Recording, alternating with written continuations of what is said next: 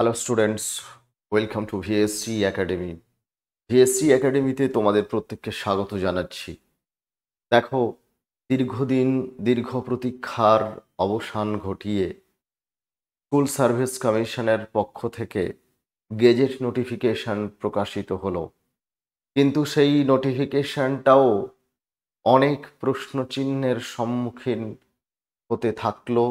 যত দিন এগোতে যাচ্ছে আমরা দেখছি যে তত নানান ধরনের প্রশ্নচিহ্ন কিন্তু এই গেজেট নোটিফিকেশনকে কেন্দ্র করে ঘনীভূত হচ্ছে। এখন আমাদের দেখার বিষয় যে এই যে প্রশ্নগুলো, সেই প্রশ্নগুলোকে আমাদের নিরপেক্ষভাবে বিশ্লেষণ করতে হবে। এবং এখানে সবথেকে যেটা বড় প্রশ্ন, যেটা আমি দেখো লিখে দিয়েছি, যে এই যে অতগুলো প্রশ্ন নোটিফিকেশনকে কেন্দ্র করে আসছে, পার্টিকুলারলি ঠিক কি কি প্রশ্নগুলো মূলত আসছে, যেগুলো আগামী দিনে স্কুল সার্ভিস কমিশনকে অবশ্যই ভাবতে হবে। তাদের যখন পূর্ণাঙ্গ নোটিফিকেশন আসবে, একদম নিয়ম সম্বলিত যে নোটিফিকেশন তারা দেবে, তাতে কিন্তু তাদেরকে খুব গভীরভাবে এই প্রশ্নগুলো নিয়ে বিশ্লেষণ করা প্রয়োজন। এবং এই রকম পরিস্থিতিতে দাঁড়িয়ে পরীক্ষা কি আদৌ হবে, সেটা কিন্তু একটা বড় সংশয়, বড় চিন্তা এবং ভাবনার জায়গা তৈরি হচ্ছে ইতিমধ্যেই। আমরা সমস্ত দৃষ্টিকোণ একদম যুক্তিপূর্ণ বিশ্লেষণ, নিরপেক্ষ বিশ্লেষণ এবং তথ্য দিয়ে বিশ্লেষণ করে বোঝার চেষ্টা করব যে কি হতে চলেছে এই এসএলএসটির ভবিষ্যৎ। 2025 সালে এসএলএসটি পরীক্ষা কি আদৌ হবে, নাকি আবার কেস হবে? এবং ইতিমধ্যে শোনা যাচ্ছে যে কেস পিটিশন হয়ে গেছে। বিভিন্ন মহল থেকে, সোশ্যাল মিডিয়া থেকে এই খবর ইতিমধ্যেই ছড়িয়ে পড়ছে। কিন্তু আমরা এখন দেখে নেব যে ঠিক কি হতে চলেছে। 2025 সালে এসএলএসটি পরীক্ষা কি আদৌ হচ্ছে, নাকি আবার নানান কেসে জর্জরিত হয়ে এসএলএসটি পরীক্ষা 2025-এ হওয়ার সম্ভাবনা ক্ষীণ হতে চলেছে। দেখে নিই আমরা স্টেপ বাই স্টেপ। তোমরা শেষ পর্যন্ত এই ভিডিওটি দেখতে থাকো, তাহলেই আমি যেভাবে বিশ্লেষণ করছি তাতে আশা করছি বুঝতে পারবে এই এসএলএসটির ভবিষ্যৎ ঠিক কোন জায়গাতে দাঁড়িয়ে আছে এই মুহূর্তে। চলো, প্রথমত হচ্ছে যে বিতর্কগুলো তৈরি হয়েছে, তার মধ্যে সবথেকে যে বড় বিতর্ক তৈরি হয়েছে সেটা হচ্ছে, দেখো, এই ভ্যাকেন্সিকে কেন্দ্র করে যে বিতর্ক। ভ্যাকেন্সিকে তৈরি করে বিতর্ক কেন বলছি? এই ভ্যাকেন্সিকে তৈরি করে বা শূন্য পদকে কেন্দ্র করে বিতর্ক রয়েছে। দেখো, ওল্ড যে ভ্যাকেন্সি সেটা মোটামুটি 24,000-এর কাছাকাছি ভ্যাকেন্সি। যে ভ্যাকেন্সিটা ক্রিয়েট হয়েছিল 2012 সাল থেকে 2015 সালের মধ্যে, অর্থাৎ 3 বছরে 3 বছরে ভ্যাকেন্সি তৈরি হয়েছিল 24,000। এই 3 বছরে 24,000 ভ্যাকেন্সি তৈরি হয়েছিল এবং এই ভ্যাকেন্সির এগেনস্টে পরীক্ষা নেওয়া হয়েছিল 2016 সালে। 2016 সালে পরীক্ষা নেওয়া হয়েছিল। 2016 সালে পরীক্ষা নেওয়া হয়েছিল, যে প্যানেলটি ক্যান্সেল হয়েছে। এবারে 2016 সাল থেকে 2024 অফিসিয়ালি যে ভ্যাকেন্সি বলা হচ্ছে, তাতে ভ্যাকেন্সিটা মোটামুটি প্রায় 20,000। এখানে একটা বড় প্রশ্ন চিহ্ন তৈরি হচ্ছে যে যেখানে 3 বছরে ভ্যাকেন্সি তৈরি হলো 24,000, সেখানে 2016 থেকে 24 এই 8 বছরে এখানে তাহলে ডিউরেশন হয়ে যাচ্ছে 8 বছর। এই 8 বছরে ভ্যাকেন্সি তৈরি হচ্ছে মাত্র 20,000। তাহলে এখানে যে ভ্যাকেন্সির কথা বলা হচ্ছে, এই ভ্যাকেন্সি পরবর্তীকালে প্রচুর বেড়ে যাবে। তার কারণ হচ্ছে আপডেটেড ভ্যাকেন্সির উপরে হয় যে গেজেট নোটিফিকেশন বেরিয়েছে তাতে আপডেটেড যে ভ্যাকেন্সি যত পরিমাণ শূন্যপদ রয়েছে তার সমস্তটা বলা হয়নি, অথবা পরবর্তীকালে শূন্যপদ বাড়ানো হবে, বা কিছু সিট কি রেখে দেওয়া হলো,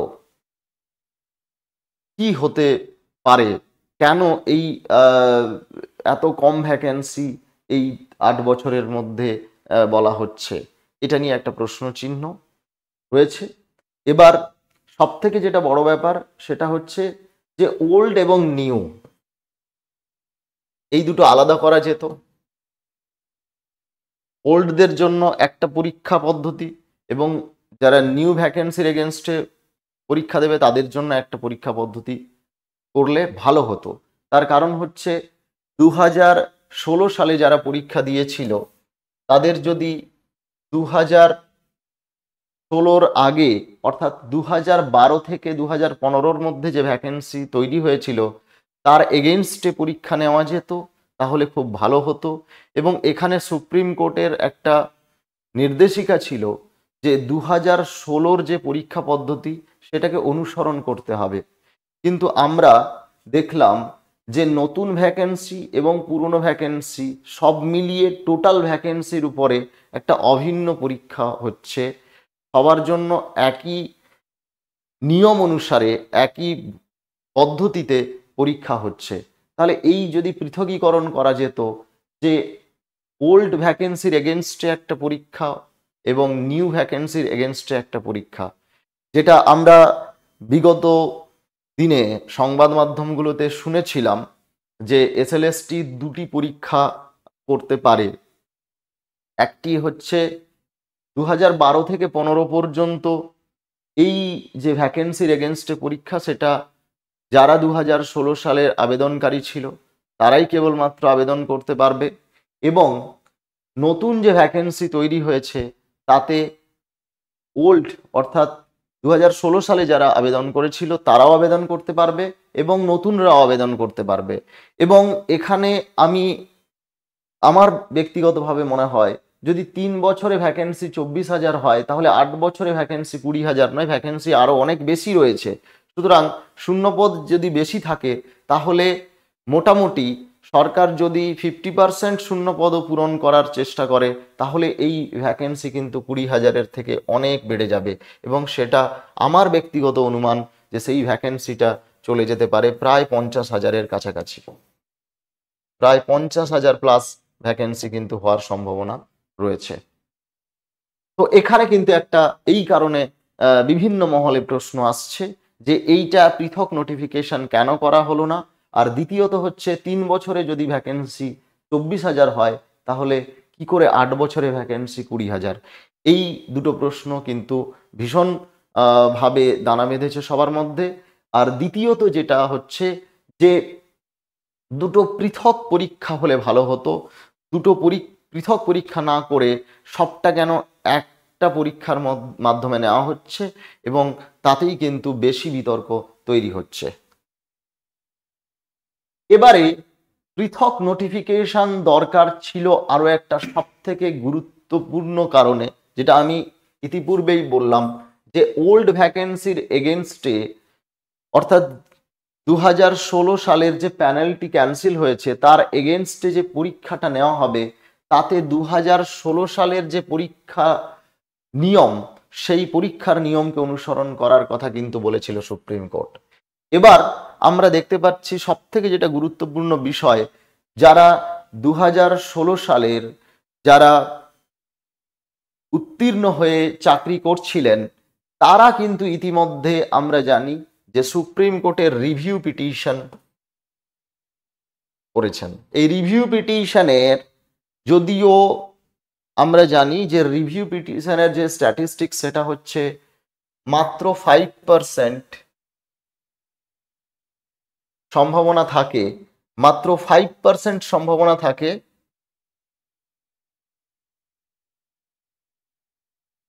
জাজমেন্টের পরিবর্তন হওয়ার, আমরা এটার একটা স্ট্যাটিস্টিক্স দেখেছি।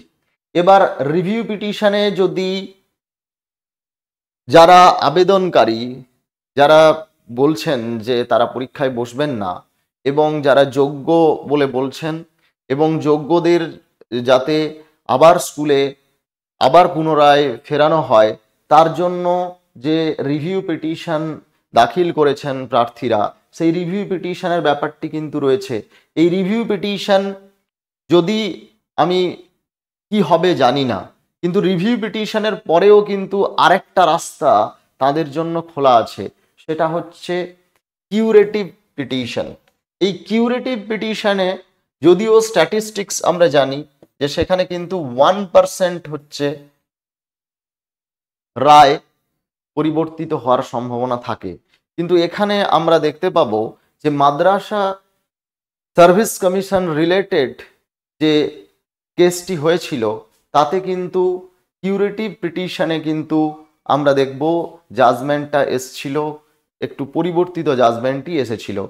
এখানে কিন্তু মাথায় রাখতে হবে যে রিভিউ পিটিশন এবং তারপর কিউরেটিভ পিটিশন যারা যোগ্য প্রার্থী বলে মনে করছেন এবং যারা যোগ্য বলে দাবি করে তারা রিভিউ পিটিশন করছেন সুপ্রিম কোর্টের রায়ের, বলা যেতে পারে রায়ের পরিপ্রেক্ষিতে, এই রায়ের পরিপ্রেক্ষিতে যে রিভিউ পিটিশন করেছেন সেই রিভিউ পিটিশনের রায় কিন্তু এখনো আসেনি। 2 নম্বর হচ্ছে রিভিউ পিটিশনের রায় যাই আসুক না কেন, যদি আমি বলি যে রিভিউ পিটিশনের রায়টা পরিবর্তিত হলো না, তাহলে কিন্তু তাদের আরেকটা জায়গা রয়েছে কিউরেটিভ পিটিশন। এখন কিউরেটিভ পিটিশনে কি হবে সেটা আমরা জানি না, তাহলে কি কেন এই পৃথক নোটিফিকেশন করা হলো না? পৃথক নোটিফিকেশন করলে কিন্তু এই ধরনের সমস্যাটা অবশ্যই এড়িয়ে যাওয়া যেত, কিন্তু এখানে যেহেতু আমার মনে হয় না যে যখন নোটিফিকেশন আসবে তখন কিছু পরিবর্তন আদৌ হবে কিনা আমি জানি না, কিন্তু এটা পৃথকীকরণ করলে, যেটা আগে সংবাদ মাধ্যমগুলোতে ছড়িয়ে পড়েছিল যে পৃথক নোটিফিকেশন হবে, 2টি নোটিফিকেশন হবে, সেটা করলে বোধহয় ভালো হতো। এরপরে হচ্ছে সিলেকশন প্রসেস নিয়ে একটা বড় প্রশ্ন চিহ্ন আসছে। সিলেকশন প্রসেস নিয়ে কেন বড় প্রশ্ন চিহ্ন? একটা হচ্ছে দেখো, লিখিত পরীক্ষা 60 নম্বর, কোনো অসুবিধা নেই এটা নিয়ে, লিখিত পরীক্ষা 60 নম্বর নিয়ে কোনো সমস্যা নেই। একাডেমিক স্কোর 10 নম্বর, এবার এই একাডেমিক স্কোরটাকে কেন 10 নম্বর করা হলো এটা নিয়েও কিন্তু প্রশ্ন আসতে পারে, প্রশ্ন আসছে ইতিমধ্যে। কিন্তু এতে আমরা দেখতে পাবো যে এখানে কিন্তু একটা মিশ্র প্রতিক্রিয়া রয়েছে। তার কারণ হচ্ছে যারা আগেকার দিনের যারা মাধ্যমিক, উচ্চ মাধ্যমিক, গ্র্যাজুয়েশন দিয়েছেন, যারা পুরনো ক্যান্ডিডেট রয়েছেন, সেই সময় কিন্তু অনেকেরই যেহেতু মাধ্যমিক, উচ্চ মাধ্যমিক ও গ্র্যাজুয়েশনের নাম্বার কম উঠতো, সেই কারণে অনেকের নাম্বার কম আছে। যদি একাডেমিক কোয়ালিফিকেশনে বেশি নাম্বার, একাডেমিক স্কোরে বেশি নাম্বার থাকে, তাহলে কিন্তু তারা ইদানিং যে হারে নাম্বারটা বাড়ছে, এখন যারা পরীক্ষার্থী, এখন যারা মাধ্যমিক, উচ্চ মাধ্যমিক এবং গ্র্যাজুয়েশন পরীক্ষা দিচ্ছে, তারা কিন্তু প্রচুর নম্বর পাচ্ছে, প্রচুর নম্বর। মানে এখন যে হারে নম্বর ওঠে, আজ থেকে কিন্তু 7 বছর 8 বছর আগে এত নাম্বার উঠতো না, এত নাম্বার দেওয়া হতো না। মাধ্যমিকে ফার্স্ট ডিভিশন পাওয়া মানে বিরাট ব্যাপার, কিন্তু এখন মাধ্যমিকে 60% অ্যান্ড অ্যাবাভ মার্কস যে কেউ পেতে পারে এবং সেই হারটা অনেকটাই বেড়ে গেছে। উচ্চ মাধ্যমিকে আগেকার দিনে 60% পাওয়া ভীষণ কঠিন ছিল, কিন্তু এখনকার দিনে 60% পাওয়াটা আগেকার মতো অত কঠিন নয়, অনেক সহজ হয়ে গেছে। গ্র্যাজুয়েশনে 60% বা যেটাকে বলা হয় ফার্স্ট ক্লাস, সেটা পাওয়া কিন্তু যথেষ্ট কঠিন ছিল। এবং আমরা যদি প্রত্যেকটা ইউনিভার্সিটি ওয়াইজ দেখি, তাহলে দেখবো এক একটা সাবজেক্টে এক এক বছর হয়তো 1টা 2টো 3টে এরকম করে ফার্স্ট ডিভিশন বা 60% মার্কস বা ফার্স্ট ক্লাস পেত। কিন্তু এখন আমরা যদি ইউনিভার্সিটি ওয়াইজ দেখি, তাহলে এই ফার্স্ট ক্লাস পাওয়ার সংখ্যা কিন্তু প্রচুর বেড়ে গেছে। সুতরাং একাডেমিক স্কোর নিয়ে, নাম্বার বেশি কম নিয়ে, এটা নিয়ে কিন্তু খুব একটা বেশি প্রভাব পড়বে না পরীক্ষার্থীদের মধ্যে, কারণ এটা সবার জন্য একই। বরং যেহেতু আগেকার দিনে খুব কম নাম্বার উঠতো, এখন খুব বেশি নাম্বার উঠছে, তাতে লজিক্যালি ভাবলে দেখা যাবে যে একাডেমিক স্কোরে 10 নম্বর রাখাটা যুক্তিযুক্ত এবং এটা ঠিকই আছে। এবারে যেটা সব থেকে বড় প্রশ্ন, সেটা হচ্ছে এই জায়গাটা নিয়ে টিচিং এক্সপিরিয়েন্স। এই টিচিং এক্সপিরিয়েন্সের 10 নম্বর, এটা কিন্তু এটা নিয়ে প্রশ্ন আসছে যে এই টিচিং এক্সপিরিয়েন্সের 10 নম্বর কারা পাবে। এখানে বলা হয়েছে কন্ট্রাকচুয়াল এবং পার্মানেন্ট পোস্টে গভর্নমেন্ট এবং গভর্নমেন্ট এডেড কিংবা গভর্নমেন্ট স্পন্সর্ড স্কুলে যারা পড়িয়েছেন তারা নম্বরটা পাবেন। এবার এখানে একটা জিনিস মাথায় রাখতে হবে, প্যারা টিচাররা বা পার্শ্ব শিক্ষকরা এতে অ্যাডভান্টেজ পাবেন। যারা 2016 সালের পরবর্তী সময় থেকে পড়িয়েছেন তারা এই অ্যাডভান্টেজ পাবেন। যারা ম্যাটারনাল লিভ বা যারা ডেপুটেড ক্যান্ডিডেট হিসাবে যখন কেউ বিএড করতে গেছিল তখন যদি কেউ সেই ডেপুটেড যে বিএড ক্যান্ডিডেটের এগেনস্টে যে সিটটি ছিল সেই পোস্টে যদি কেউ শিক্ষকতা করে তাহলে সে নাম্বারটা পাবে। কিংবা ম্যাটারনাল লিভ বা মাতৃত্বকালীন বা পিতৃত্বকালীন যে ছুটি সেই ছুটির সময়ে যদি কেউ তার সেই নির্দিষ্ট পোস্টে পড়িয়ে থাকেন তাহলে তিনি নম্বর পাবেন। এবার এখানে একটা প্রশ্ন অনেক মহলে করছে যে তাহলে কি স্কুলগুলোতে এই এক্সপিরিয়েন্স সার্টিফিকেট বিক্রি হবে মুড়ি মুড়কির মতো? এখানে যতটা সহজভাবে ভাবছেন ততটা সহজ নয়। তার কারণ হচ্ছে এখানে স্কুলে কিন্তু কোনো গেস্ট বা কোনো ধরনের কন্ট্রাকচুয়াল পোস্টে এমনি এমনি নিয়োগ হতো না। তার কারণ হচ্ছে সেটার একটা প্রসিডিওর থাকতো। যদি পিতৃত্বকালীন বা মাতৃত্বকালীন বা ডেপুটেড টিচার হিসাবে বিএড ট্রেনিং নিতে গেছেন তাহলে কিন্তু সেটার একটা নির্দিষ্ট ডিউরেশন থাকে এবং সেটার পার্টিকুলার ডেটা থাকে এবং এখানে কিন্তু এই ডেটাকে ম্যানিপুলেশন করা যায় না। এই ডেটাকে ম্যানিপুলেশন করা ভীষণ কঠিন। যে আমি স্কুলগুলোতে লাখ লাখ টাকা দিয়ে এক্সপিরিয়েন্স সার্টিফিকেট বিক্রি হবে এইটা ভাবার কোনো কারণ নেই। তার কারণ হচ্ছে এখানে ডেটা ম্যানিপুলেশন করা যাবে না। তার কারণ হচ্ছে প্রথমত হচ্ছে যখন কেউ পিতৃত্বকালীন বা মাতৃত্বকালীন ছুটির জন্য আবেদন করছে সেই আবেদন মঞ্জুর হতে গেলে তার একটা নির্দিষ্ট প্রসিডিওর আছে। আবার যখন সেই নির্দিষ্ট ব্যক্তির ছুটির যে সময়সীমা সেই সময়ের মধ্যে কাউকে নিয়োগ করতে হবে তাহলে সেই নিয়োগের জন্য যে ভ্যাকেন্সি এবং নিয়োগের জন্য বিজ্ঞপ্তি তার একটা প্রসিডিওর আছে, সেখানে তার ডকুমেন্টেশন করতে হয়।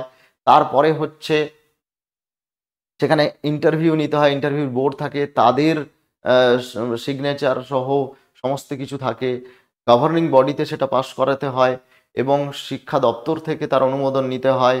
সুতরাং সমস্তটাই একটা সিস্টেম্যাটিক প্রসেসের মধ্য দিয়ে যেহেতু যায়, এখানে কিন্তু ম্যানিপুলেশন করা বা ম্যানিপুলেশন যেটা বলা হচ্ছে যে কেউ কেউ বলছেন যে মুড়ি মুড়কির মতো এক্সপিরিয়েন্স সার্টিফিকেট বিক্রি হবে, এটা কিন্তু হওয়ার সম্ভাবনা একেবারেই কম।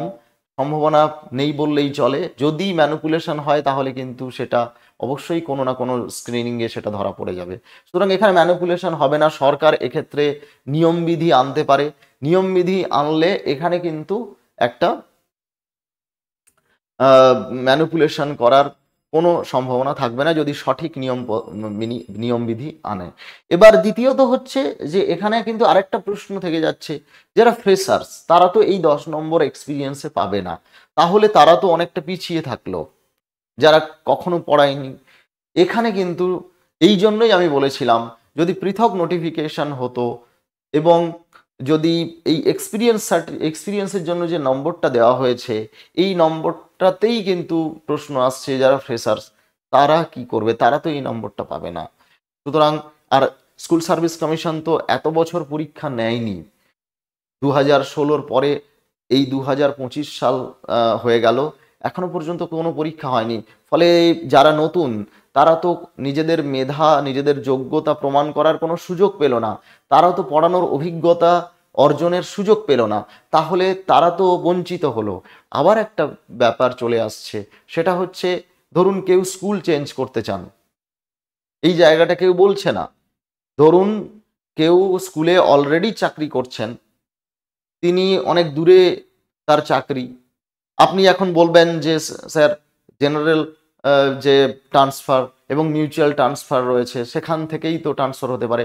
অনেক মানুষ রয়েছেন, অনেক শিক্ষক রয়েছেন যারা কিন্তু জেনারেল ট্রান্সফার এবং মিউচুয়াল ট্রান্সফারের মাধ্যমে তারা কিন্তু তাদের বাড়ির কাছের স্কুলে আসতে পারছেন না, তারা কিন্তু পরীক্ষা দেবেন।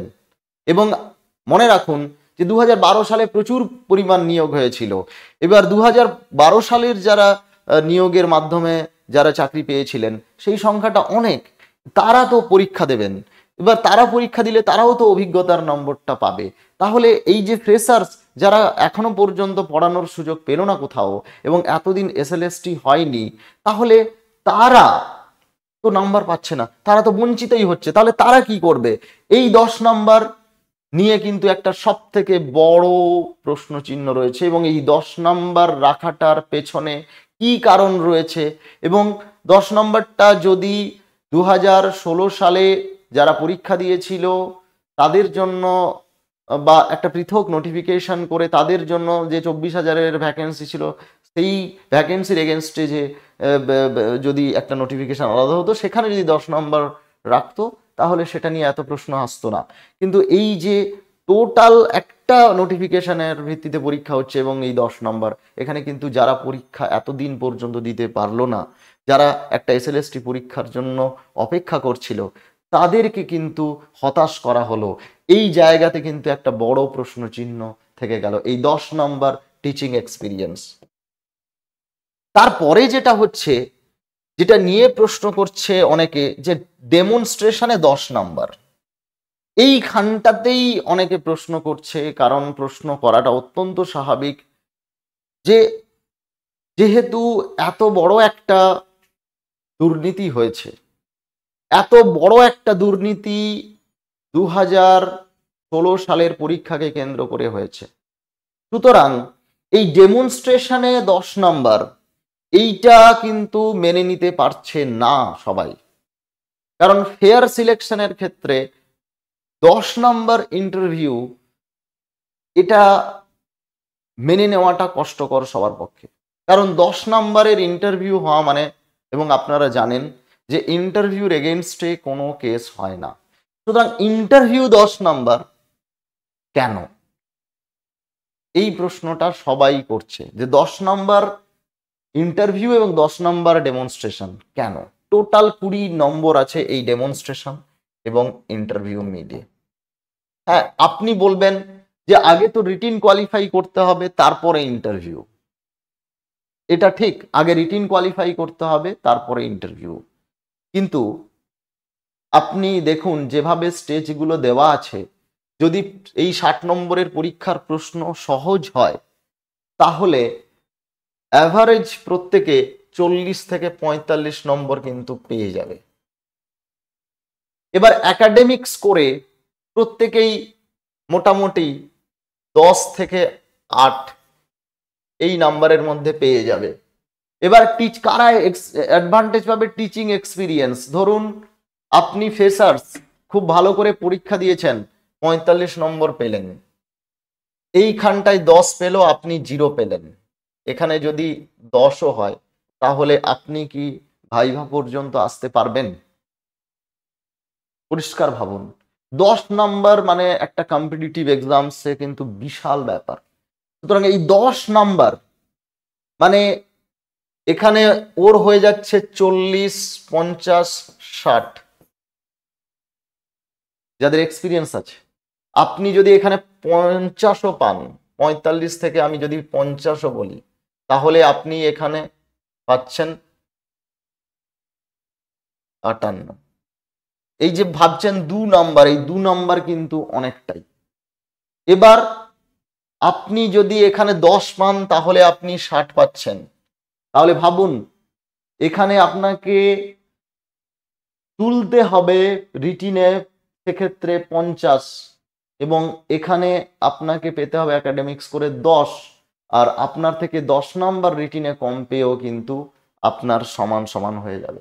এবার এখানে যদি ও 40-এর জায়গায় +1, 2, 3 কোনো একটা ডিজিট অ্যাড করতে পারে তাহলে কিন্তু এগিয়ে গেল। সুতরাং এই জায়গাতে সব থেকে বড় প্রশ্ন যে এই 10 নাম্বার, এটা কিন্তু ভীষণ ভাইটাল, ভীষণ গুরুত্বপূর্ণ। সুতরাং এই জায়গাতে প্রশ্ন আসছে, সব থেকে বড় প্রশ্ন আসছে একাডেমিক স্কোর পর্যন্ত ঠিক ছিল, বড় প্রশ্নগুলো আসছে পরের 3টে পার্ট নিয়ে: টিচিং এক্সপিরিয়েন্স, ডেমনস্ট্রেশনের নাম্বার আর ইন্টারভিউর নাম্বার। এই টিচিং এক্সপিরিয়েন্সের নাম্বার, ডেমনস্ট্রেশন এবং ইন্টারভিউর নাম্বার একটু কম রেখে যদি রিটিনের নাম্বার বেশি রাখতো, তাহলে হয়তো এই বিতর্কটা অতটা আসতো না, অথবা দুটো প্যানেলকে যদি পৃথক করা যেত তাহলেও এই বিতর্ক হয়তো আসতো না। যাই হোক, আগামী দিনে স্কুল সার্ভিস কমিশন হয়তো এই বিষয়গুলো নিয়ে ভাববে এবং রেকটিফাই করবে। এবং যাই হোক না কেন, সরকার কিন্তু সব থেকে শেষে যেটা বলবো, সরকার কিন্তু 2025 সালে নিয়োগ করবেই। 2025 সালে এসএসসি পরীক্ষা হবেই। এবং যে বিতর্কগুলো তৈরি হচ্ছে সেই বিতর্কগুলো সরকার চাইবে সেই বিতর্কের অবসান ঘটিয়ে নিয়োগটা করতে। এবং এক্ষেত্রে সুপ্রিম কোর্ট কিংবা হাইকোর্ট তার নির্দেশগুলোকে কিন্তু মান্যতা রেখেই পর্ষদ এবং কমিশন চাইবে যে তারা নিয়োগটা করতে। এবং এক্ষেত্রে মাথায় রাখতে হবে যে কোনো বিতর্কের মধ্যে এসএসসি হয়তো যাওয়ার চেষ্টা করবে না, কারণ বিগত দিনে তারা নানান বিতর্ক এবং নানান সমস্যার সম্মুখীন হয়েছে। তাই মনে হয় এবারে এসএসসি খুব সচেতনভাবে পা ফেলবে এবং ডিটেল নোটিফিকেশন যেহেতু আসেনি, গেজেট নোটিফিকেশন এসেছে, হয়তো ডিটেল যে নোটিফিকেশন আসবে সেখানে পরিবর্তন করতে পারে। এবং যদি কেস হয় তাহলে হাইকোর্ট যা নির্দেশ দেবে সেই নির্দেশ মেনে কমিশন কিন্তু নিয়োগের আপ্রাণ চেষ্টা করবে এবং 2025 সালে সরকার নিয়োগ করবেই। তার কারণ হাইকোর্ট এবং সুপ্রিম কোর্ট উভয়ই বলবে যে ফেয়ার সিলেকশনের মাধ্যমে নিয়োগ করতে হবে। সেক্ষেত্রে সর্বোচ্চ নির্দেশিকা যদি আসে যে কিছু রুলস এবং রেগুলেশন কোর্টের পক্ষ থেকে বলে দেওয়া হবে যেগুলো মানতে হবে কমিশনকে, সেইটা হয়তো মানবে এবং সেইটা মেনে স্কুল সার্ভিস কমিশন কিন্তু পরীক্ষাটা নেবেই, নিয়োগ এবারে কিন্তু করবেই। সুতরাং সরকার 2025 সালে নিয়োগ করছে, এইটা মাথায় রেখে যারা পড়াশোনা করছো তাদের কিন্তু পড়াশোনাটা শুরু করে দিতে হবে। তার কারণ হচ্ছে নিয়োগ হবে এবং অ্যাডমিনিস্ট্রেটিভ লেভেলের যা রেকটিফাই করার, নিয়ম বিধি, নিয়ম প্রণয়ন যা কিছু যা করার সেগুলো সরকার করবে, সেগুলো তো তোমার আমার কাজ নয়। আমরা কি আসছে নিয়মকানুন সেগুলোর দিকে নজর রাখবো, পাশাপাশি কিন্তু আমাদের সব থেকে যেটা মেন ফোকাস হবে সেটা হচ্ছে পড়াশোনা করা, সেটা হচ্ছে পড়াশোনা করে প্রিপারেশনটাকে এমন জায়গায় নিয়ে যাওয়া যাতে আমরা চাকরিটা পাই। কারণ এই নানান যে বিতর্ক, নানান যে সংবাদ মাধ্যমগুলোতে যে ধরনের খবর ছড়াচ্ছে, তাতে যদি আমরা বেশি কান দিই এবং বেশি সময় ইনভেস্ট করি তাহলে কিন্তু আমাদের পড়াশোনার উপর তার প্রভাব পড়বে। তাই পড়াশোনাটা আমাদের কন্টিনিউ করে যেতে হবে। আমরা এই সমস্ত খবরগুলো যতটা পারবো কম দেখব এবং আমরা যেটা মাথায় রাখবো যে অ্যাডমিনিস্ট্রেটিভ লেভেলে সরকার সমস্ত বিতর্ক এবং সমস্ত যে ডাউট সেইগুলো রেকটিফাই করে সমস্ত জিনিসটা খুব সুন্দরভাবে, পরীক্ষাটা খুব সুন্দরভাবে সম্পন্ন করার চেষ্টা করবে এবং 2025 সালে কিন্তু এসএলএসটি পরীক্ষা হচ্ছেই। Thank you so much. প্রিপারেশনে থাকো এবং পরবর্তীকালে যা যা আপডেট আসবে সেইগুলো নিয়ে আমরা তোমাদেরকে অবশ্যই জানাবো। আমাদের সঙ্গে যোগাযোগ করার জন্য আমাদের ফোন নাম্বার দেওয়া আছে, যদি ফোনে কেউ না পাও তাহলে হোয়াটসঅ্যাপ করতে পারো। ফোন নাম্বারটা বলে দিচ্ছি 9830171848। আমাদের জিমেলে তোমরা মেল করতে পারো vscacademy@gmail.com। আমাদের ওয়েবসাইট হচ্ছে www.web.vsc.in এবং আরেকটা ওয়েবসাইট রয়েছে www.vsconline.in। Thank you so much সবাইকে। সবাই খুব ভালো থেকো, প্রিপারেশন করতে থাকো, কোনো রকম নেতিবাচক চিন্তার দ্বারা প্রভাবিত না হয়ে ইতিবাচক মনোভাব এবং দৃষ্টিভঙ্গি রেখে পড়াশোনা চালিয়ে যাও। Thank you so much.